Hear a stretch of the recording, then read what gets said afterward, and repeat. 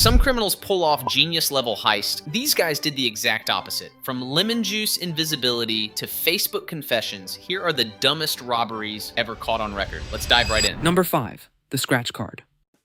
At 2 a.m. in Clearwater, Florida, Herbert McClellan came up with a brilliant plan to make some quick and easy money. He walked into a convenience store, waited for the cashier to get distracted, and at just the right moment, swiped 13 scratch-off lottery tickets straight from the counter. With his stolen fortune in hand, he left. Once safely hidden, he eagerly scratched off the stolen tickets and discovered his big prize, a whopping $30. This wouldn't have been that ridiculous if McClellan had cashed in his winnings anywhere else. But he drove right back to the same store he had just robbed. The cashier, who hadn't magically forgotten about the theft just hours earlier, immediately called the cops.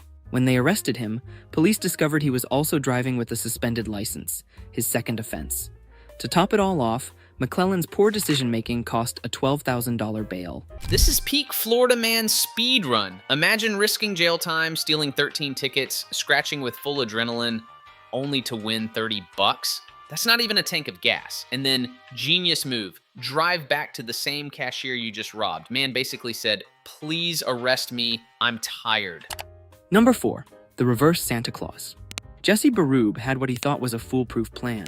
Sneak into Lori's little shack in Citrus Heights, California, by sliding down the chimney, grab some cash, and disappear into the night. But unlike Santa, he lacked both magic and foresight. The moment he dropped in, he realized he had a serious problem. He was stuck. No amount of wiggling or twisting helped. Out of options and likely regretting his life choices, Berube did what few criminals have done before. He called 911 on himself. Firefighters arrived with specialized equipment, carefully pulling him out of the narrow chute. Despite his not-so-graceful extraction, Berube was unharmed, except for his pride. This guy really tried to pull a Santa speed run minus the sleigh, the beard, and, oh yeah, the ability to fit. Getting stuck in a chimney isn't just embarrassing, it's the kind of life achievement unlocked you never want. Imagine firefighters pulling you out while you're covered in soot, explaining you robbed nothing but your own dignity. Number 3. Robbery to go. Albert Bailey wondered how to make a bank robbery more efficient, without using guns. Then it hit him. Why not call ahead? So he picked up the phone and dialed People's United Bank in Fairfield, Connecticut. His request? He wanted the bank to have the money ready for him to pick up. Specifically, he asked for the cash to be placed on the floor in $100 bills, neatly packed in bags for easy grab and go. Oh, and he'd be there in 10 minutes, as if he were ordering a pizza. The bank, however, had a different plan. Instead of stacking money, they obviously called the police. When Bailey and his teenage friend walked in expecting a smooth pickup, officers were already there, waiting to serve up some handcuffs. No weapons, no masks, just two guys walking straight into their own arrest. This has to be the first reservation-only bank robbery in history. Like, imagine walking in expecting curbside pickup, and instead it's cops ready to serve you cuffs on a silver platter. Fun fact, actual bank robbers in the 1800s used to send polite warning notes ahead of time. Part intimidation, part flex. Bailey basically revived the tradition, just without the fear factor or, success. Number 2. The Invisible Robbers. In 1995, MacArthur Wheeler, a 44-year-old man from Pittsburgh, was dead sure that lemon juice could make him invisible to security cameras. Why? Because lemon juice is used as invisible ink, so in his mind, it would work the same way on his face. So, Wheeler and his partner covered their entire faces in lemon juice and robbed 2 banks in broad daylight, without masks. They even smiled directly at the cameras, thinking they couldn't be seen. Of course, the police immediately recognized him from the footage and arrested him the same day. When Wheeler saw the security footage, he was shocked and shouted, "But I wore the juice!" This case was so ridiculous that it caught the attention of 2 psychologists, David Dunning and Justin Kruger. This led them to study how people with very little knowledge often overestimate their intelligence, and they named this idea the Dunning-Kruger effect.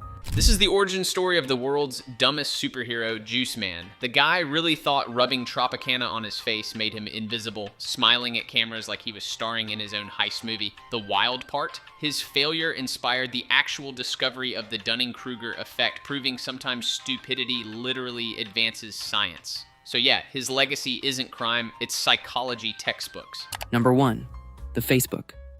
Meet Nicholas Wigg, a man who thought he had pulled off the perfect crime.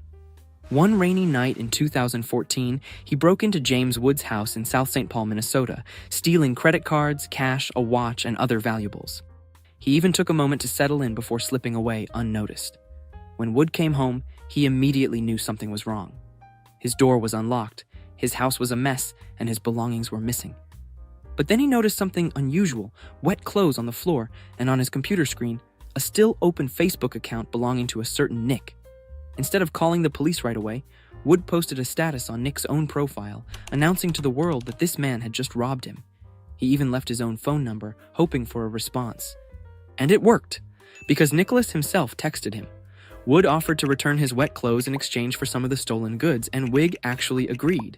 But instead of getting his clothes back, he got handcuffed, facing up to 10 years in prison and a $20,000 fine. Fun fact, Facebook basically became the world's easiest crime-solving tool here. CSY, social media edition. Instead of fingerprints, the guy left behind a status update. Honestly, Zuckerberg should have sent him a "thanks for beta testing criminal capture mode" message. Peanut did an amazing job putting this whole video together. Links in the description. And trust me, the next one is going to twist your brain in ways you won't see coming. Stay nerdy, guys.